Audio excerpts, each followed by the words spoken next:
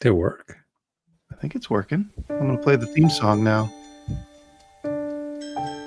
Whatever you do, don't open that. It might not kill you, but will make you wretch. I made it as a weapon, so hold it tight. You and me will get through the night. 100 farts in a can.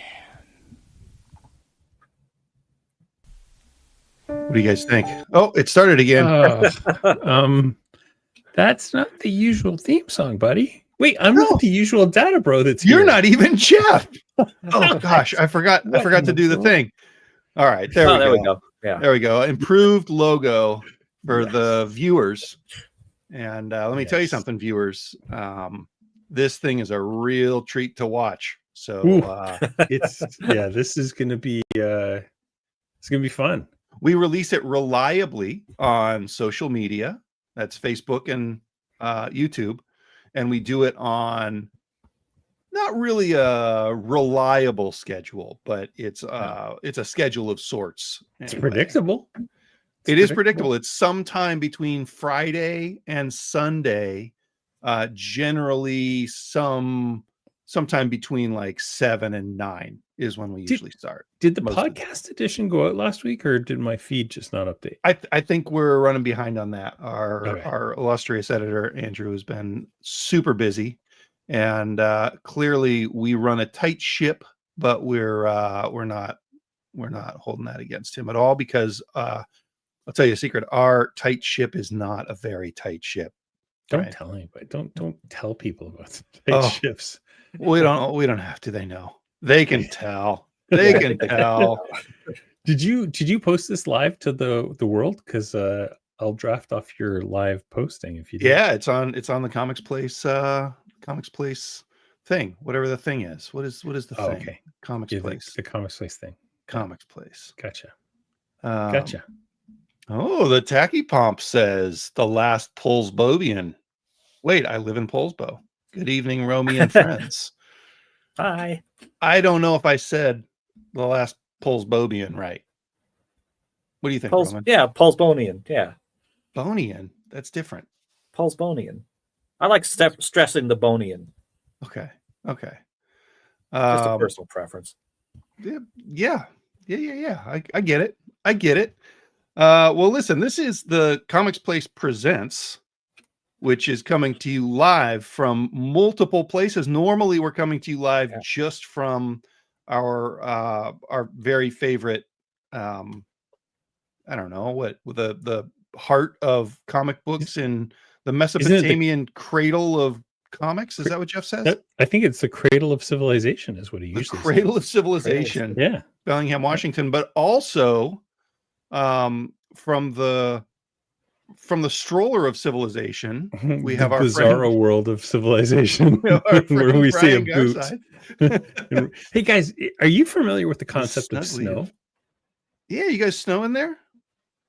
Oh no, I just did something to lose my voice sound. Oh no. Well, we can still hear you. Yeah. No, it's back. Okay. Was it the snow? The snow messed up with your sound? No, it just hit me. Just like an idiot. So I was out driving, making a delivery tonight, and all of a sudden, in Star Wars when the Millennium Falcon goes into hyperspace, and that was the way the snow was coming at my car. And at one point, it was so great that I really wanted to just grab my phone and take a picture of it. But I also realized how dangerous that was, because I was literally white knuckling the drive at the time. I was like, man, this is so beautiful. Also terrifying, because I can't see the lines anymore. But I'm sure I'm in the place where I need to be. Yeah, it's probably fine. Probably fine. What tell our viewers / listeners what city are you in? Consumers. There are consumers, Roman. Consumers. I'm in London, Ontario, Canada, which is halfway between Toronto and Detroit. In geographically speaking, it's about 2 hours either way. Kind of like us and Vancouver versus Seattle.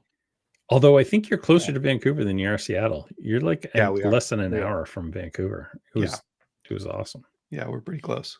Well, listen, every week we talk about comics, the comics that came out, the comics we read, the comics 3 of us read, the comics 2 of us read, or the comics 1 of us read. This week there's a lot of the 2s and the 1s. We got all of us on the 1s and the 2s. Right? Is that a drumming joke? Sure. I never Come on, understand guys. where that is. I thought that was Wait, like an about drumming? engineering joke, but I don't know. The 1s and the 2s. Oh, is it a binary joke? No, that's the 1s and the nuns. Yeah, no, I thought 1s and 2s has got something to do with like producing, and I've never understood it because there's a lot more numbers than 1s and 2s on the. I don't. You know what? I'm going to ask somebody next time. All right. That we're Yeah, all talking. we'll talk to somebody about that next time. Listen, this is a comic show, and we like to start this comic book show in the absence of Jeff. We have Django and Roman here. We don't have Jeff. We do have Brian, and we also have our friend William Elmer. But before that, for everybody who's listening for the very first time, I'm Django. I'm Roman. And I'm Brian. This is the worst episode ever, you guys, but nobody needs to know that. Nobody needs episode is Oh, it's gonna get worse. Did we mess that up? Were we supposed to do something else? Oh no, just everything about it. Listen, let's listen to what Will yeah. had to say for us. Okay, yeah. Hello and Oh, hang on. Let me get my volume figured out. happy episode number 410, my friends. I was hoping to be able to potentially join you in talking about comics this week, and I'm just on the back end of this cold. Maybe you can hear it in my voice. Maybe it always sounds like this because of the audio distortion. I don't know, but I at least wanted to write in and tell you guys I'm thinking about you. And listen, Batman Hush 2, another issue came out this week, and I'm putting my hand in my face right now. Like, what is going on with this? I know it's just, art delays and Jim Lee probably taking forever, but like, I don't even know if it's very good in general, but also just it's totally takes the wind out of the sail completely for this series, where it's just kind of like, just what's the point? Stop releasing issues, just release it as a collected edition so we can give it a try again. But that did make me think, is there anything else in comics that you feel like had similar, just the cadence of its release was just so disruptive with so many other things coming out that it kind of ruined the book for you? And maybe you were able to revisit it as a collected edition and it was actually pretty good, but it's just why? Turn up. Love you guys. Awesome. Will, thanks for writing in, calling in, texting me a voicemail in. Everybody can do that. We'll tell you how at the end of the episode. We like to call that a little cliffhanger. Ooh, tease. I think they call that a tease. What's a cliffhanger for the rest of the episode? That's true. We like to play no but here at the Comics Place Present. No but. Listen, what do you guys have? Do you guys have a book? I have like 17,000 books jumped to my mind. When I know. Will I was asked like, what release schedule messed up your enjoyment of a comic. I was like, back in Roman in my day, there was a little book called Camelot 3000. And you waited a fortnight between issues, except for between issues 11 and 12, in which case you waited 2 years. And by then you had forgotten what the book was. And then you just read it and collected, because you never purchased issue 12, because comic stores were not really all that much of a thing. Was it really that long? The last issue, I don't think it was 2, but it was long. Like, it was at least 8 months. So you between think 11 and 12. Do you think Planetary was going for a longer record than that? Because I think Planetary was like 3.5 years or something crazy, wasn't it? Yeah, Planetary was long, but I don't know. That was a doozy too. I would say, like, right now for me, it's Saga. Like, I care not, and I used to love that book. Yeah, I loved that book so much that I used to buy it digitally so that I could get it at 10 a.m. and then I would go to the comic store and buy a physical copy later that day. Nice. And that's because I wanted to read it so bad. Everybody, like, that book has lost a lot of subscribers because of those days. Yeah. What about you, Roman? Do you have a book that jumps to mind? Well, as usual, I mean, there's, like you say, there's hundreds of them. But of course, being put on the spot with Will's question, I was like, I can't think of a single title. There's something coming out. I think it's coming out next week, or maybe it came out this week. That I was surprised because I thought it had ended like a year ago, but I can't remember what it was. I'd even forgotten about Camelot 3000 because that was the first comic book store I ever had a file at Golden Age Collectibles in the Pike Place Market in Seattle. Nice. And I was a bad comic book subscriber because I lived across the water, so I'd only make it over there once every couple months. And so I guess I didn't notice how long it had been between issues because I was only there a couple times a year, a few times a year. Man. I remember Dark Knight Returns 3 or 2 having a huge delay. And I think that was due to 9/11 inspired Frank Miller to rewrite maybe the end of chapter 2 and all of chapter 3. Yep. Wasn't Watchmen? Didn't that have a couple of big delays? Yeah, I think 11 and 12, and I think like 9 and 10 were super late. Yeah. 11 and 12, I'm pretty sure was like almost a year as well. So really? Wow. I feel like I'm glad that they do that instead of switching artists at this point. Yeah. Camelot 3000 with like, I don't know, like Cam Kennedy doing the last chapter. That would have been super weird, right? Do you remember that? Do you remember that really, really nice prestige format Captain America book that Kevin Maguire drew with? Oh gosh, I can't remember who wrote it, but it was like basically Captain America's origin, and the first 3 issues are drawn by Kevin Maguire, and then the 3rd issue was by like just some schmuck. I can't even remember who it was, and it's terrible, and it's just like, why? Especially back in the day, that was like a $5 book when $5 was a lot of money. That was insane. Yeah, I would almost always prefer that they take that break. Yeah. As far as Batman 162 goes, my mom always told me not to say anything if I didn't have something nice to say. Correct. So regarding that comic, ditto. Viewers, what you can't see is that Django is not speaking. It's not that his mic has died. It's that he's just not speaking. I'm disappointed. Sorry, in listeners. it. I'll say that. I think the art's good. I think the writing's okay, but I like Batman more than I like that comic. Back in the day, Jeff Johns was one of my, like, I wouldn't say favorite, but he was always solid. He was always a good, but I can't remember the last. I assume you mean Jeff Loeb. Jeff Loeb. Sorry, Jeff Cripes. Jeff Johns, though, is he not another, like, you want to have a book get delayed for like 3 years? Give it to Jeff Johns. Well, it used to be, but he's been ranking them out right now. He's very focused on Ghost Machine, which is awesome. That's true. But yeah, Jeff Loeb used to be like solid, but I can't remember the last good book he's written. It's those Jeffs. Yeah. I don't remember the last good book Jeff Figley wrote either. Well, he sends a lot of texts. He does send a lot of texts about his morning movements. Will, thanks for asking the question. Thanks. I think that was a good question, and we would like to see more of those come in from people who are not named Will Elmer. Will, you can keep sending them, but we want more.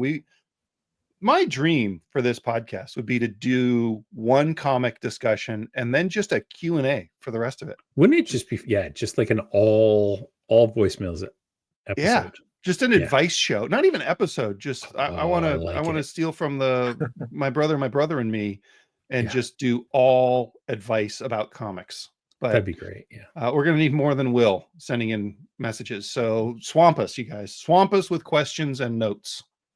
If you were going to collect one appearance of Ambush Bug, which one would it be? I'll just throw that out to the whole crowd. One appearance, Son of Ambush Bug number 3. Jesus, how's that even a question? That's correct. That is correct. That is correct. That was the answer we were looking for. But yeah, I know. That's why I said it. Let's maybe this is why people don't write in, is because we're super condescending whenever they do. Well, guys, let's jump in and let's talk about some comics. Let's start with this comic called Beneath the Trees, Where Nobody Sees, Rites of Spring #4. Brian, will you give us a rundown of it while I stand up and go into the other room and get my comics? Because I forgot to do that.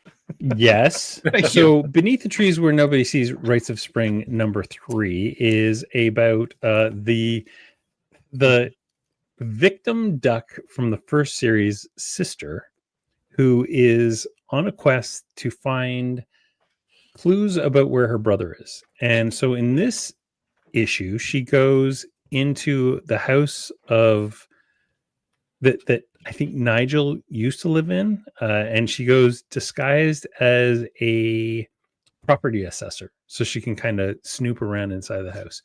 And during it, she finds a box that she's looking for, which has a whole bunch of stuff, and then she accidentally, perhaps, kills someone and then runs away into Samantha's car. And then in the very, very last scene, you see that Samantha notices that her like a comment about her is on the back of the map, and so she quickly scribbles it out while the other duck is distracted. And that's where we are now. Richard Scarry, you've done it again. Oh my gosh. This book, right? This book. It's so good. Issue 2, I think, was the one where I texted you and said, dude, I think Samantha Strong might be an actual terrible beast. Yeah. Like I don't even like them anymore. Yeah. This book. Yeah, It's so good. Dexter in Richard Scarry world. What do you think, Roman? What where are you at with this fourth issue? I love Samantha. I think she's quite admirable. She's so professional, and I just respect her. I love her face. She's got such a calm face. Yeah, but until she murdered her parents, I don't know why, but I didn't like. There's something so sinister about like fratricide, like killing your parents. Yeah, that it was just like, oh, you're a terrible person. Like that, it was just nameless, faceless people that she was killing. Yeah. But now it's like that's your folks. Yeah, quartering people in the woods. Yeah, it was terrible. Yeah. So yeah. I really like. Go ahead, Roman. Oh, go ahead. I really like this. Oh, God damn it. I told you guys this was going to be the worst episode. we can get worse. Roman, go. We can get much worse. Much worse. So anyway, this Teenage Mutant Ninja Turtles and Godzilla. Wait, no, we're still on. Oh, wait. Sorry. We're still on this book. It's such a good book. Okay, I'm glad that we paused for that. I really like the subplot with the turtle. I know, where he's on like dating sites and he's telling people that's the Godzilla book. No, he's the turtle. He's 72 years old. There's a turtle in this one too. Yes, there's turtles everywhere. He's on dating sites and he's 72 years old. 72 turtle Woodbrook fur. Yeah, and then when he goes to the old folks' home, one of the old ladies is like, what are you, like 35, 40? And he's like, I'm 72. 72. Because turtles live forever. You damn turtles don't even know how good you got it. I thought that was a really cute gag. I was a little surprised at the just the amount that the coloring drew your eye to the dog's butthole on one of those pages. I know. Oh, I just got us demonetized again. But that like didn't even see a dog's butthole. No, you can say butthole as long as you're 8 minutes in. So we're 18. We're fine. 18. We're good. Okay. Oh God, these poor listeners. Oh, there it is. Yep. There it is again. I knew you'd find it. It's the top of both pages. But once you see it, you can't unsee it, Roman. Yeah. It's there. So the thing about that though is that like it would be pornographic if we saw genitals or buttholes of any of these other characters, right? Because they're people. Right. And when we saw the wild bear in the first issue of the series, like that's different than Samantha, who is a person bear. There's also just birds. There's just birds that hang out, and then there's ducks that are people. Yeah. So like having that happen with the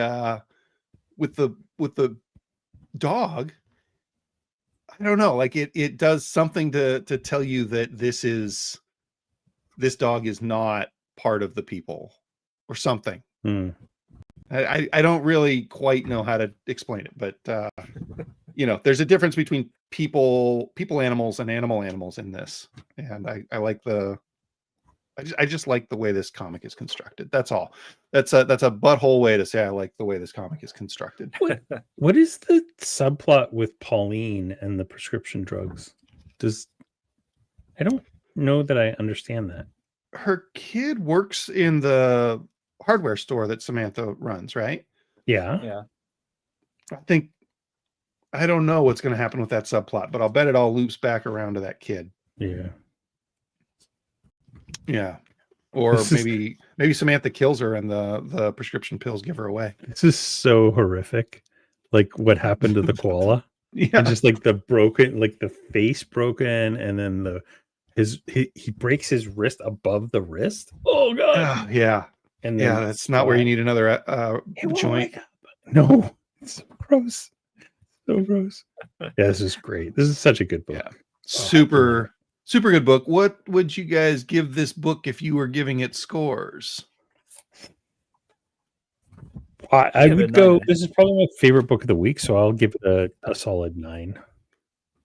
Yeah, I was gonna say I'll give it a 9.5. 9.5. I'm gonna go with a 9 also. Good dang comics, and I like it when they make good comics, you guys. Can I just say that the choice to make the main family here that's victimized, to make them koala people? Yeah.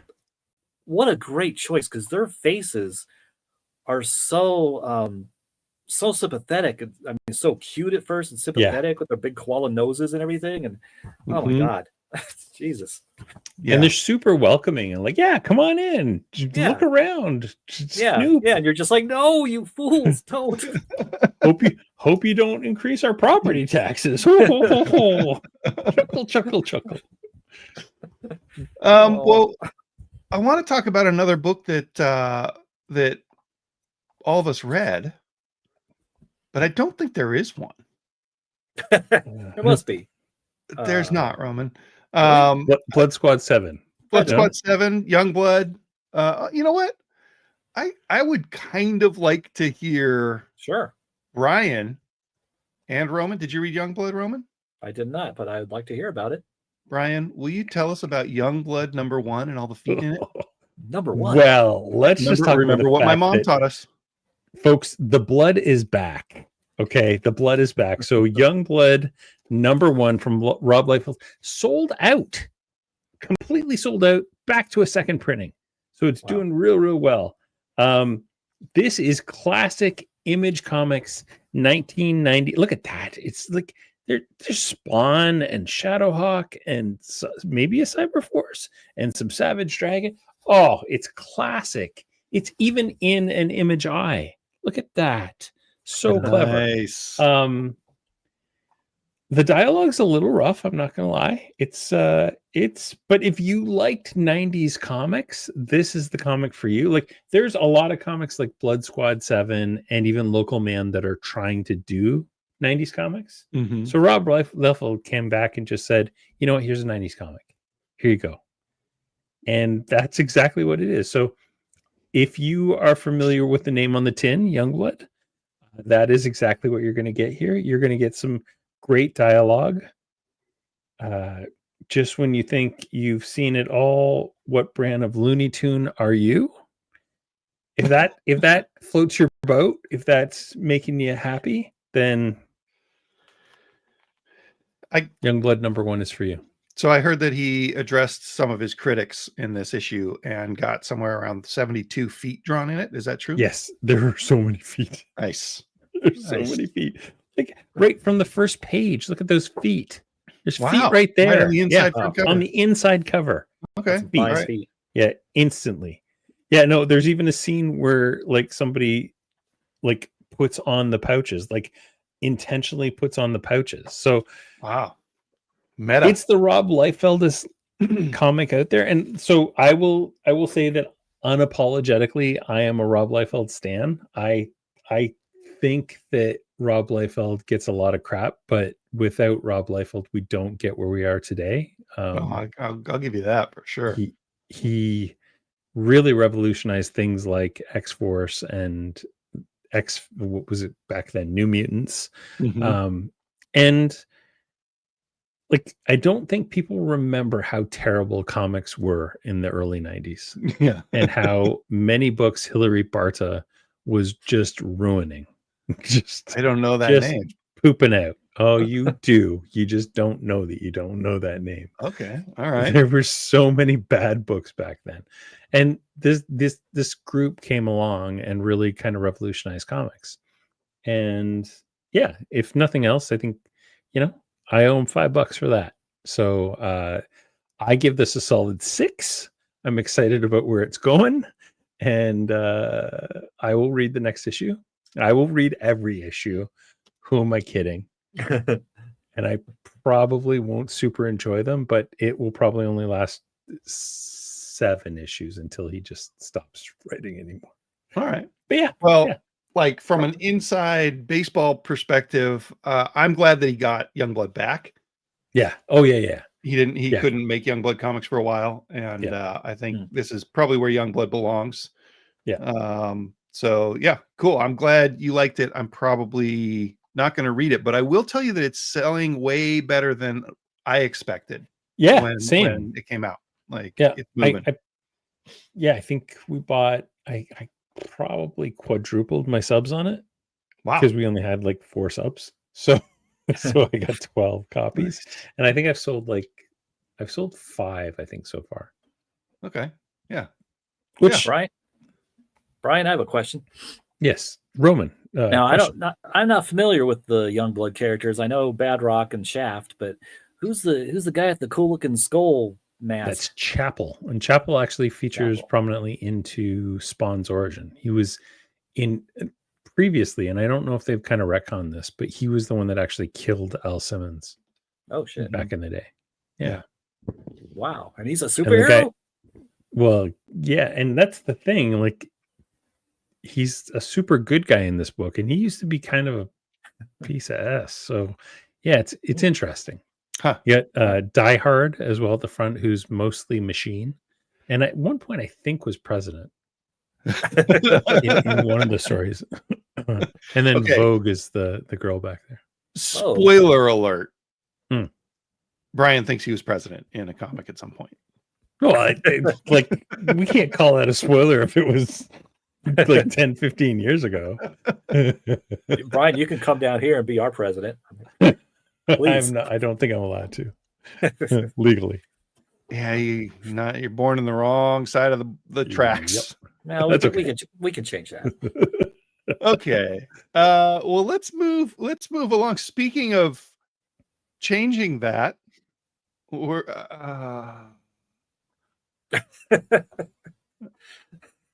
best episode and Dark Patterns number 12 with a picture of Batman changing on the cover. You guys thought I was dropping the ball, didn't you? I meant to do that all along. It's a great cover. It's a gorgeous cover by. Is this the final issue? This is the final issue of this Dan Waters and Hayden Sherman comic, and it's Child of Fire Part 3. Why are we even talking about this? They know what we're going to say, Roman. Yeah, the art's awesome. The writing's awesome. The mystery's good. Fantastic. The art's awesome. The art's awesome. The art's awesome. The art's awesome. Yeah, the art is awesome. Oh yeah, dude, Hayden Sherman. He's an awesome. I can't wait for the Absolute Wonder Woman, Absolute Batman crossover in a couple months. Yeah, Mm-hmm. yeah. I hope that they each draw the character in each other's panels. Yeah. Yeah. Oh man, one of the awesome art things in this. Every page is awesome, but he imitates. I mean, he does his own homage to the classic Neil Adams Batman running across the whatever pose. Oh, the oil slick. Yeah, jumping over the oil slick. Man. Oh yeah, I didn't notice that. That's pretty badass. Yeah. Man, this is the only Firebug story I think I've ever cared about. Yeah, it's interesting. So this book, this has been 4 3-issue mysteries, all with a through line of Dr. Sarika and maybe Fire. there hasn't been fire in every single one of the mysteries, but we've had a lot of fire. I guess what I'm wondering is this final issue kind of frames it as if a lot of this stuff was related. And I kind of want to go back and read it and see if it feels like it was intended to be related, because it doesn't quite feel like that to me at this point. But I'd like to read it and kind of map it out as I go. Definitely the last two stories had some characters in common. But yeah, I don't know. I thought this was really good. I think it's a good wrap up to the whole thing. And the art, pretty awesome. I'm looking forward to this getting collected because I will read it as soon as it is. I don't know why I missed like the first 4 or 5 issues, and by then it was because I didn't own a comic store then. And then by the time I was able to start reading it, I was already too far gone to read the first few. So I decided I'd just wait. Yeah. But they were like amazing with you. You want to talk about hitting their deadline? Like this team hit their deadline. They never missed a month. Yep. Yeah, and we've got 12 issues now of a solid team. We don't get that very often these days. Yeah. Even the absolute stuff isn't doing that. Even the ultimate stuff isn't doing that. And ultimate is designed to be a specific issue, like one issue per month. So I think Ultimate Spider-Man has never had a fill-in issue. Really? I don't think so. Maybe Chiquetto's art has just changed a little bit as it goes. I think so. Yeah. But it's still, I totally feel you. Yeah, for sure. Sherman though, like the fact that the dude is doing both this and Absolute Wonder Woman, and his style is not like simple. It's kind of shocking. I'm gonna go 10.0. Whoa. What about for the whole series? What would you give the whole series? Like I can't justify anything other than a 10 for this series. That's awesome. Roman? I can't give myself a 10.0 because I called him Firebug. The character's name is Firefly. Oh my gosh. No, I got we all knew. We noticed that, but we didn't want to call attention to it. Yeah, you should have. You should have. 4.0 on the episode, Roman. Better than I usually get. I give the whole entire series a 10, of course, and this issue, it says at least a 9.5. Look at Batman. Oh, at least a 9.5. All right. I'm just sad it's ending. That's an average of at least 9.75. Depending on what, well, Roman said at least a 9.5. At least. I don't know where he's going to land. Brian, did you read it? I didn't read any other comics. That was it. I just read the one. I read Blue Falcon and Dynamite. Did anybody read Blue Falcon and Dynamite? You know what, Brian? Let's hear about it. I think the people have been dying to find out what's happening in Blue Falcon and Dynamite number 3. So Jimmy Palmiotti and Pasquale Qualano on art, with George Sudel on colors, Jeff Eckelberry on letters. Never even heard of Jeff. Lucio Perillo on that cover. Those covers are gorgeous. Yeah. I love the character of Blue Falcon. So in Canada, we had Canada's Wonderland, and it used to have the Hanna-Barbera characters. And so there was actually a Blue Falcon that would like wander around. And he was my favorite dude because he was Batman without being Batman. And back in the day, like we didn't have cartoons about the actual characters. You'd get these kind of the character like Space Ghost or Blue Falcon. I never figured out why, because they had the Super Friends, but they just, Anyway, I always loved this character. And I loved anytime that I hated Scooby-Doo, but anytime that Dynamite was with Scooby-Doo, it was like, oh, so great. This book is actually a lot of fun. Last issue, Blue Falcon got like basically blowed up. And so this issue, he's in the hospital the entire time. So there's a fun switcheroo. And then you have Dynamite like coming and basically saving the day in the most brutal way possible with like blowed up bodies and like he's in a hospital and he launches off rockets and Nice. just blows up the bad guys. It's so good. It's so much fun. And at the end of it, the bad guy gets the dynamite collar and is headed off to the zoo. Nice. Dun, dun, dun. Uh-oh. Yeah, it's really fun. This book has been way more fun than I had hoped it would be. It's Jimmy Um, Palmiotti. Like, yeah. anytime that guy does fun, like serialized comics, they're just really cool. Like, he did all those issues of All-Star Western and Yes. like 60 issues of Jonah Hex, I think. Yeah. Those were fabulous. They're just Yeah. like Palmiotti and Gray writing like hundreds of just goofball heroic stuff. Yeah. Yeah. Did you ever read the Blue Falcon Dynamite Super Sons special? No, I didn't read that one. Well, Was it actually, good? there was in the Hanna-Barbera. There was like a Hanna-Barbera thing of just Blue Falcon and Dynamite, and it was amazing. It was so good. Was I that can't also Jimmy remember Palmiotti? I can't remember who wrote it because Peter Tomasi wrote the Super Sons Dynamite special. You I talk wish about it- this comic and I'll find out who wrote that one.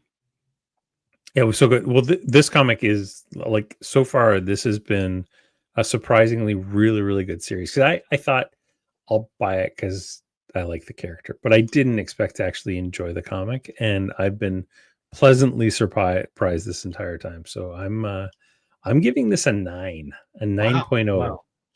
Dang. Wow. I'm intrigued because This series is fun. I love the covers, but I didn't actually. Maybe I read the first one. I don't remember, but I figured it'd be kind of your usual Dynamite thing, just kind of goofy, and maybe not very well written. But this is No, exciting. this is really really well done. Super Sons Dynamite was Tomasi. Yeah, but there was another just Dynamite one. I only see I a swear. 1977 and 1978 6-issue run Yeah, from maybe I'm Marvel. wrong. Maybe I'm wrong. And listen, if you're looking for it, Comics Place has number 1 and number 6 in stock. Look, so- always be selling ABS. ABS. I'm like ABS. breaks. Okay. That What- is Blue Tell me Falcon something that Dynamite you guys read number this 3. week. Roman and I both read a comic called Liquidator. Okay, is that Peter Milligan? Yeah. Dude, it's Peter Milligan. It's Kowalski. What's his first name? Peter Kowalski. And it's from Mad Cave. So it used to be that I would pick up a comic and read it and think, who wrote that? And it turned out that it was Mad Cave, like in the last little bit. Right. Now I go through the new rack and I look for Mad Cave books, even if it's something that I don't think I would read, and I'll take most of them home. It's got to be a genre that I really bounce off of to not take it home. And Peter Milligan, who I just generally like, and Peter Kowalski, who also I just think his art is rad. This follows a woman who is a liquidator. So it was like I think a drug addict. Is that right, Roman? She's having some problem. Yeah, there was some kind of drug problem going on in her past. Yeah. The art indicated heroin to me, but who knows? But these people come up and offer her a job of going into the past to take care of problems. And the trick in this one is that when they go into the past, like before they do it, they have to acclimate. So they'll put them in when she goes back to New York, 1891, she's got to hang out in kind of a fake New York 1891 house with no air conditioning and furniture polish and weird noises outside. She's got to stay there for a couple of weeks before she can go on her mission. And if she doesn't, then she can get like I don't know. It's like the like the time bends. bends. Yeah, Yeah, yeah. yeah. It's the That's bends awesome. for time Yeah. travelers. And just like the rest of the story is cool. You know, she's like kind of a bounty hunter through time, but that little touch was something that I thought was really pretty awesome. That's so clever. That's awesome. Yeah. Yeah, I really liked that, and I like the little touch that in the beginning, I think. Oh, and they call that place they have to stay a couple weeks the departure lounge. Yeah. And apparently, if you don't stay there long enough to get acclimated, when you do travel back in time, I like this little bit. The art, you start some energy starts coming off your hands, and it looks like a Doctor Who regeneration, but. So I just like that little nod there. And then time rejects you. Yeah. That's amazing. Yeah. And just like it's got some, like she's in a library and she sees a specific book that is sort of got some time displacement history. And it like that book is going to lead us through her, maybe a time paradox or like something's out of whack. And this book is sort of the anchor to it. It's there's a lot going on and there's a lot of sort of mystery that they're building here. And also probably Jack the Ripper. Nice. Is that right, Roman, or is there somebody else who? Well, I was Googling that because spoilers, this character that shows up introduces himself as John Hawksmoor. Mm-hmm. And I couldn't find anything online that about that being one of the possible aliases they thought for Jack the Ripper. But that name seems so familiar. But maybe I'm thinking of Isn't that Jack name? Hawksmoor. Yeah, Jack Hawksmoor from the Authority. Planetary. Right? Or Authority, Planetary. Yeah, or both. No, you're right. Authority. Yeah. But, yeah, and I don't know if that character in those super teams is named after an actual historical character or a actual theorized identity for Jack the Ripper. I don't know. It's a whole big mystery. His actual name is John Cooper Hawksmoor, also known as Jack Hawksmoor. How do you like that? Well, I can't imagine that's who this is. I don't think DC is going to cross over with Mad Cave in that way, but he seems like Jack the Ripper. We can't say for sure that it's all bets are off this year. Yeah. Because I don't know if you know, but DC is crossing over with everything right now, including Beneath the Trees Where No One Sees. Yeah, right. Yeah. I'm going to give this one an 8 out of 10. I thought it was really solid, and you don't always expect that from indie books, but good comic. Yeah, I'm going to give it a 8.5. I mean, I trust Milligan, but I wasn't expecting a cool time travel story with some different twists and things going on in it. Yeah, and her weapon is a handheld Ouroboros. Totally, yeah, pretty cool. That's a snake eating its own, Wait, it's okay. We're 43 minutes in. It's a snake eating its own butthole. The Tacky Pomp has a question for us. What was the first comic book that you read that made you a comic book lover? I love that question. How do you know I'm a lover and not a fighter, Tacky Pomp? Oh. That's even what was the first comic you read that made you a comic book fighter, Django? I would say the first comic that I read that made me a comic book lover was probably an Indiana Jones comic. I collected Indiana Jones comics before I collected comics because I just liked Indiana Jones. And I don't know that I could say exactly which issue it was, but it was probably Indiana Jones number 8, I think, with Marion and Indy in the jungle, and there's like these crystals that they have, and they get locked in a room where the sun gets converted to lasers through the crystals in the ceiling. And then Indy uses Marion's compact mirror to deflect the lasers so they can make their way through the room. That's like a core early comic book memory for me. So before I collected comics, I love that comic. Nice. What about you guys? Roman, what's your comic book source wall?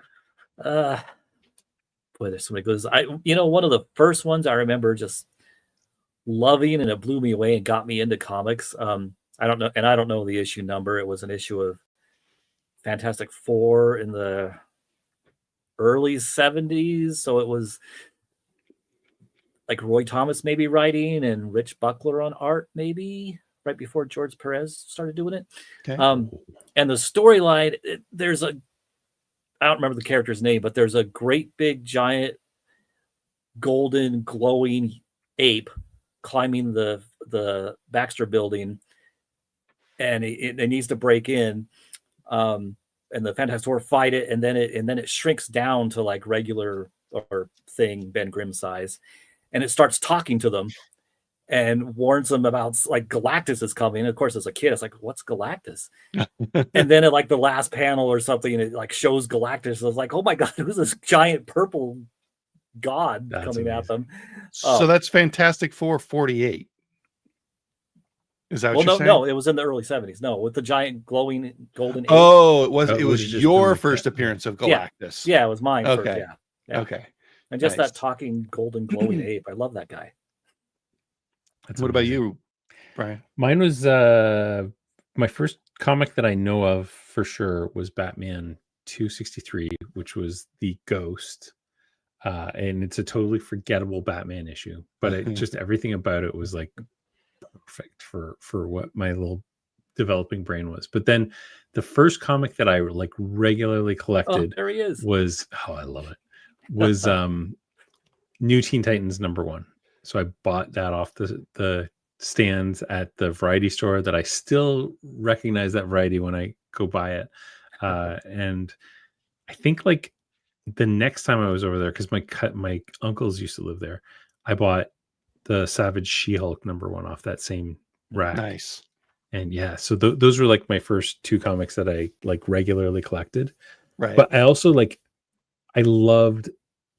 I used to just buy like whatever issue of Legion of Superheroes was available at the whatever variety store I'd be at. And like I fundamentally don't believe people when they say comics are too complicated, because I used to just pick up a random issue of Legion of Superheroes and read it. And like there's 765 characters. You never know what's going on. And be like, that's just fun. It's like cool. I always say, Girl. yeah. If you go into a party, do you have to know everybody's backstory in order to have a conversation with them? Or can you just walk in and have conversations? Like that's the best part about comics is all this stuff exists. And my favorite comics are the ones where you get dumped into a situation where like there's obviously tons and tons of backstory. Mm-hmm. And you're just trying to kind of figure it out along with everybody else. Yeah. So that's what I love about comics. And that's what made me a comic book lover. I'm so glad to hear you say all that, Brian, because I've always thought that too. It's like with this Fantastic Four story. I mean, it involved High Evolutionary and Galactus and the Impossible Man, this giant ape. I think the whole planet of like robot guys that the Thing had to fight. And it was just like, oh my God, this is wild. I don't know what's going on. This is so cool. Yeah. Let's go with it. Yeah. My first X-Men was like 168. Like it was the binary issue. And I didn't know who the heck binary was or why she had lost her powers or how, like, it was so great. And it made me just want to find all that other stuff and just learn more. Yeah. Yep. Good question. The Tacky Pump. Great question. Yeah. I'd like to talk about a comic. I'm sorry to exclude you from this, Brian. And I don't know if you're reading this. I feel like you're maybe not, but Red Coat. Dude, I just dropped Red Coat. I literally just dropped it. This issue. Holy cow. So this issue, Simon Pure has become Simon Plum. And he is a tailor or a tailor's apprentice. In what year is this? This is 1909. He's got a family. He's got like a wife and a couple of kids, like a little girl and a little boy. And he's still kind of haunted by his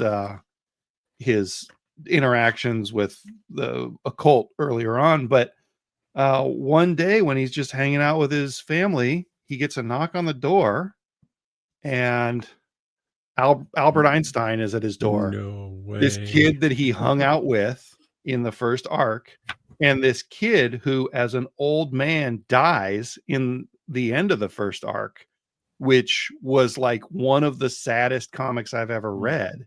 Watching Albert Einstein die in front of this fake super character, and then to have him show up, it's like in Pulp Fiction when Vincent Vega dies, and then like Butch shoots him when he comes out of the bathroom, and then a couple of scenes later you get to hang out with him again because he's because the timeline's all wonky. And it's the same thing here. Like when you see Vincent again, you're like, oh hell yeah, I like that guy. And then here you're like, oh yeah, it's Albert Einstein. That's awesome. And I got to say, I am having a really hard time not saying Alfred Einstein every time, because it's one of my favorite parts of what was the movie? The bowling movie, I think, with Jeff Daniels. Who are you, Alfred Einstein? Kingpin. Yeah. Oh my God, I love that movie. So yeah, like just one of the most exciting page turns for me in the last 6 months in comics was just Alfred Einstein saying, "Hello, Mr. Pure." It's like, oh, hell yeah. What did you think of this, Roman? It was a fun book. I'm really looking forward to seeing how Simon, loses his family and goes back to being a, trying to cover up but sad wanderer. Yeah, that's got to happen.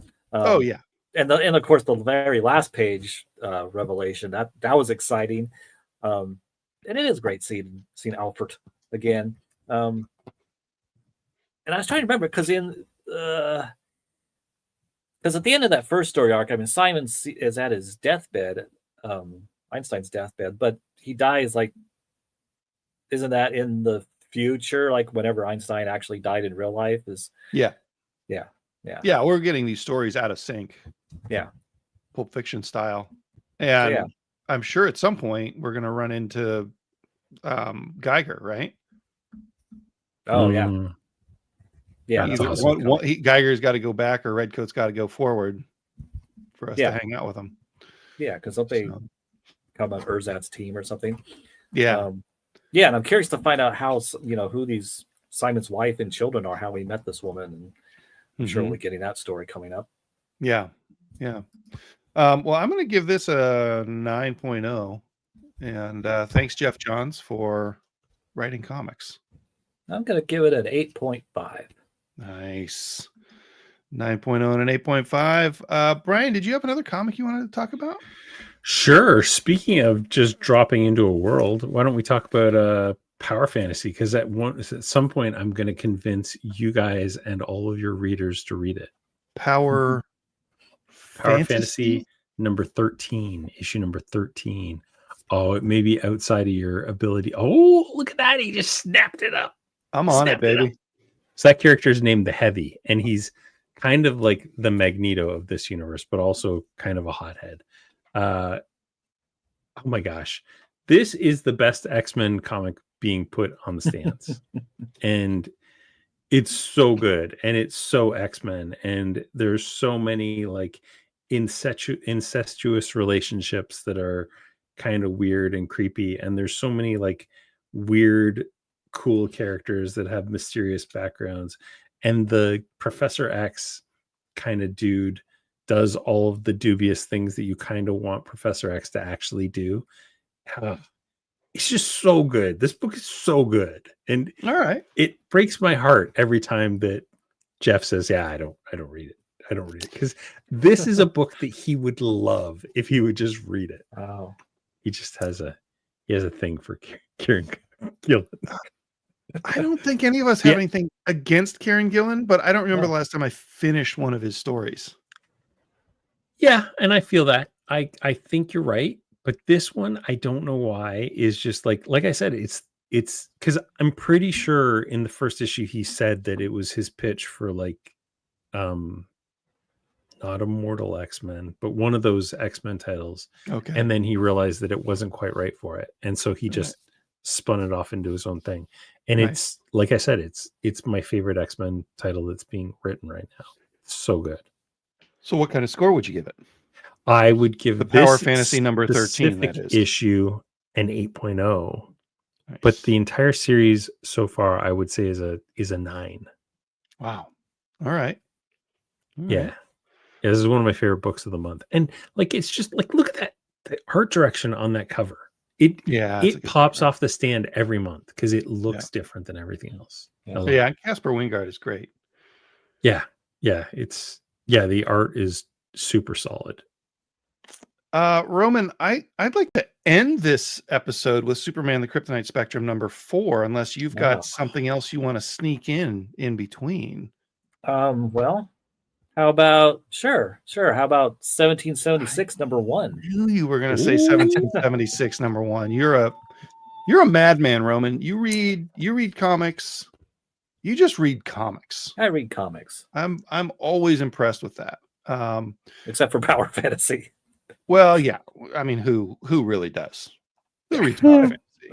Tell us a little bit about 1771 or 1776 number 1 while I try to find a picture of it to put on the screen for our viewers who are not the people that are listening right now. Well, they might be listening. Sure, both. Well, Inexpensive. it's written by J. Michael Straczynski, drawn by Sean Damian Hill, who I haven't heard of. And also Ron Lim, who I have heard of. Wow. Two different Really? pencilers. I hadn't realized I had 2 different pencilers here. Oh, and 2 different inkers too. Oh my gosh. So I don't know why this book exists, why it's coming out now, because I picked it up because I was like, this looks like a big dumb Marvel book. This should be fun or terrible. And what it is so far at least some Avengers and Spider-Man. Well, he was an Avenger. Looks like they're going to go back in time to the American Revolutionary War, and get involved in things for some reason. Oh, there's a variant cover. I didn't see that one. And we start off with Ben Franklin talking to Caligstrio. I always have trouble with his name. Caligstrio, that magician guy. Caligstrio. Somebody help me out here. Nope. You know who I'm talking about. Don't. Yeah, I can't say his name though. I know who you're saying. Yeah, Cagliostrio. Yeah. Tacky Pomp. I know you know how to say this. And there's mystic stuff going on. Doctor Strange is involved, of course. Morgan Le Fay, who it's always good to see Morgan Le Fay. She's up to tricks. She's going to alter time. And there's a little timey-wimey rules that she can do that, Doctor Strange explains, because she's immortal. So she can interfere in the past because she's not visiting the past. She's already there because she's just living forever. So she's monkeying around with the Revolutionary War, and she's going to change things. Doctor Strange sends Captain America and Spider-Man and Iron Man and Bruce Banner back in time to fix things. They do some goofy stuff with the Hulk that Steve is like, strategically, Bruce, you go do this. And I'm like, but he's the Hulk. How can he be used strategically? Like to spy on people, to spy on the British and gather information, but he's the Hulk. So we'll see. Is this more than one issue? It is. It doesn't say here how many issues. There's no. I want to say it's 4. Is it 4 issues? I seem to remember. There's no Odysseus in here. Where the hell is it? That's I thought illegal. that was like I thought that was a comic law. It had to have one of those. I don't see one. Is it Straczynski-ish? Oh, there it is. I found it. Oh yeah, it is. It's very Straczynski-ish. I mean, there's goofy concepts. You don't know when exactly in continuity this is happening. If it is in continuity, some of the characters like Bruce Banner are making wisecracks. It's like, come on, Bruce doesn't talk that way, but in Straczynski's world, he does. Okay. And yeah, just some wild stuff going on. So if you had to give it a score, I would give it 7.5, which is more than I thought I expected to give it. that's more than I would expect to give it too. I sat that one out, and I may continue to sit it out, but I may read it. I don't know. Who's to say? I have to admit, if this had been more comics this week, I probably wouldn't have picked it up. Yeah, that makes sense. Brian, I know you didn't read a ton. Did you read anything else you want to chat about before we do our final move? We can talk Transformers. Transformers. Did anybody else read Transformers? No, but you did. Let's hear about it, Oh buddy. my god. Okay, More that meets the eye. This comic is by two fairly newcomers named Robert Kirkman, Dan Mora, and Mike Spicer. Now, I don't know if you're familiar with this Dan Mora fella, but I think he might be going some places. He's done quite the bit of art on this. Man, dude, seriously. Dan Mora is friggin' supernatural. I don't know how he does as much as he does and does it all at a high level. Like, it's gorgeous. Look at this Optimus Prime. Look at that. Doesn't that make you want to read a Transformers beast? It's incredible. Like, the detail in all the wires and stuff. This is such a good comic, and it's gotten better under Kirkman, which I didn't think was possible. It's just it's a different kind of take, and it's obvious that it's a lot more cohesive in terms of the Energon universe, because there's a lot more G.I. Joe stuff going on in this than there was previously. Okay. There's always like G.I. Joe kind of weaving in and out, but this is like, you can tell that they're building up to something really, really big. It was spectacular. Yeah. Since Kirkman has come on, I'm kind of reinvigorated in my love of this book, and I enjoyed it before, but I'm giving this a 9.5. This issue was awesome. Are they still doing wrestling moves? They didn't in this issue, but they did in the last issue. I think there was a bunch of really, really great stuff. But there's a character that makes a comeback in this that has been dead since issue 7. Nice. And it was just like, when it happened, I was just like, oh, it's pretty stoked. Back. Yeah, it's really, really good. It's really good. Love it. Well, I think we're getting ready to wrap up here, but we would be breaking the law if we didn't talk about Superman, the Kryptonite Spectrum, number 4 of 5, which is a huge relief because I thought it was a 4-issue series because we had 4 Kryptonites, but apparently we get 5. In this issue, we got to find out what the MOK stood for in the in Luthor's lair. I bought Jeff a page from this book, and it was just Luthor hanging out in front of that MOK. That's cool. Thing. The pages, if you can find these pages single, Brian, are very, very well priced. Yeah. I talked to Martin Morazzo at the New York Comic Con this year, and I wanted to get some pages from this issue, number 4, but they had sold the entire issue as one really? set. Somebody, yeah. So this one has appearances from Dr. Fate, Roman's best friend, Mr. Pirlich. It's got the first appearance of. How do you say his name? It's even harder backwards. It's got the first appearance of Kal Elf. Like Superman has to imagine his own Mxyzptlk into being.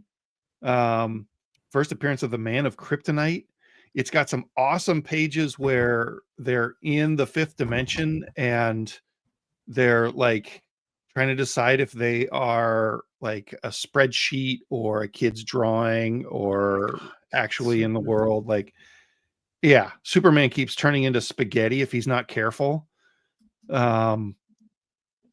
Yeah, just really, really imaginative. And, you know, this is from the guys who did the Ice Cream Man, Mortal Coil Shuffle, the card comic book that just came out a couple weeks ago. And, you know, I just got a copy of. Literally tonight, I grabbed a copy of nice. and I'm going to read it. Nice. We just got our reorders today. We got 10 of them in. So yeah, same. Roman, what about what did you think of this issue? This seems like the most Silver Age, like the most modern Silver Age thing that could possibly exist. I love this. I mean, the only Silver Age thing that was missing was the Creeper, but yeah, this was so beautiful. And we've I like the new interpretation because we've had a Kryptonite Man before, but this one's a clone of Luthor. So that was a cool twist on that. There's all the creative weirdness going on, and, you know, Superman's spaghettifying if he doesn't concentrate. And I love that Batmite shows up and tells, I think Batmite and Batman tells Superman, the only way you're going to do this, you're going to beat Luthor and survive in the fifth dimension. You've got to have your own version of Batmite. And that's where he imagines and thinks about it after with Batman's coaching. And from that, Kal-El shows up. And I love Kal-El. It's so great. Superman's own little Batmite. And hopefully, and they do the Silver Age thing in here where they're like, readers, if you like Kal-El, be sure to tell us so he'll appear again. Mhm. But it's part of the story because they're in the fifth dimension. Love it. Love it. Love it. 10. Yeah, 10 for me too. There's no other score for this book. Yeah. It's without a doubt. I have to read this book. I don't know why I didn't. And I love Ice Cream Man. And I just, I do know why. Because I sold the first issue. And then I didn't buy it. But Max told me one day, he's like, oh yeah, I've been grabbing it every month. And I'm like, what? Thanks, son. Does he have number 1? Yeah, he does. Oh, so you can read them all. Yeah, I could. Yeah, so I'm Nice. going to. I'll do it. I'll do it tomorrow. Nice. Well, that is our podcast. We'd like to thank Brian Garside from the far side, London, Ontario, for coming and hanging out with us. Fellas, I would have read more books that you had read if I would have known like 2 hours earlier and could have spun by my warehouse and grabbed some comics and read the same things you're reading. It's fine. I kind of like doing these episodes where we're all out of sync and interrupting each other and have no idea what's going on in the comics and spoiling them for our buddies. That's Hey, what this show's all about. Can I do a little comic plug before we What is it? end this What thing? is it? So Swing away, Johnny. If you're sleeping on these DC Finest, I would highly recommend you give them a look because I thought this was just like, another retelling of Crisis. But what it actually is like a whole ton of different books, including All-Star Squadron, Batman, Detective Comics, Fury of Firestorm, Green Lantern, Infinity Incorporated, Justice League of America, Loser Special, Wonder Woman, and pages from DC Comics Presents and Swamp Thing. So the first 4 issues of Crisis and then all that stuff.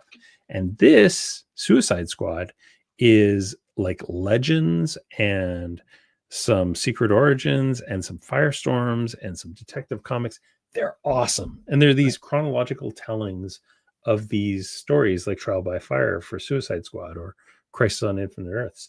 There's so many of them out there. And yeah, if you're just like, oh, that's just another graphic novel. It's not. It's like a historical artifact of a whole bunch of really, really awesome comics from that period. So give them a shot.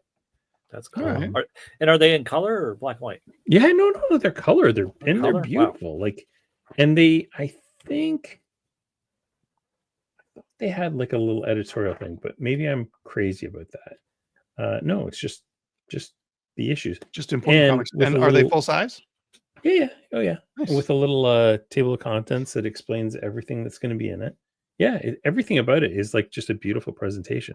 It's nice paper. It's like that glossy, Cool. Yeah, these are great. I love them. Not super long ago, I read the Cosmic Odyssey for the first time. Right. And I've never read Crisis. Oh, dude, this is the way to read it. Seriously? Yeah. I've heard the story a couple times now. Yeah, I started reading comics shortly after the Invasion crossover that kind of I think that just kind of fizzled, right? That was it like kind of follow up the Crisis, maybe. Yeah, it was shortly after Crisis. The whole point of that thing was to like introduce the concept of the metahuman, which is still around and still pretty big, right? But like the overall first issue of that had Todd McFarlane art and Keith Giffen writing and maybe doing breakdowns. Like, yeah, Keith Giffen broke down that whole thing, and then Todd McFarlane drew over it, and then I think it was a 2-issue series, and the second one Giffen did, and Giffen did this amazing like Todd McFarlane-esque issue, which was like gorgeous. Yeah, Giffen and McFarlane, especially at that point, it's like Jack Kirby on whatever substance Todd McFarlane was taking when he learned to draw. Yeah. I don't know. Like, yeah, man, Giffen was so good back then. Kirby Just so snorting Todd McFarlane's hair follicles. That sounds about right. All right, well, there's your pull quote, everybody. You can take that pull quote to the bank. DC, you can use it. Just credit Comics Place Presents podcast. Easy to find us on the internet. Easy to listen to us. Thanks for hanging out. If you'd like to be part of this podcast, send us an email to jeff@thecomicsplace.com. I know that's a little bit weird because Jeff's not here tonight, but he's the one to send it to. And you can also just, text us, email us, call us. We're pretty easy to get a hold of. We're the Comics Place. Brian is Earth 519, Manage Comics, Data Bros, Comic Industry Insiders Live. Data Bros coming back soon. That's what I heard. That's what I've heard. That any minute. Yeah, we've been on a brief early second season hiatus, and it was all planned. All planned. Yeah, all planned from the beginning. We've actually planned out our Data Bros scheduling for the next 15 years. Yep. And we will be announcing our specific schedule as each episode comes out. We will have announced it. Management has told me that we shouldn't. Well, when it comes out, it'll be announced. Oh, okay, yeah. No, not in advance. No, these are hot drops. If you know what I mean. Yeah. The management has told me that we want to keep it. That we want to keep it suspenseful. Yes, we are nothing if not suspenseful. Yep. Ladies and gentlemen, thanks for listening. I have been Django. Like and subscribe. I got you. I got you, Roman. I've been Roman. I'm Brian, and I was wondering. Oh, Brian. What were you wondering? What were you wondering, Brian? No, come on. I just want to bring it back. Whatever you do, don't open that. It might not kill you, but it will make you wretch. I made it as a weapon, so hold it tight. You and me will get through the night. 100 farts in a can. I feel kind of bad that we didn't use Jeff's theme song, you guys. It's okay. We'll just play it again.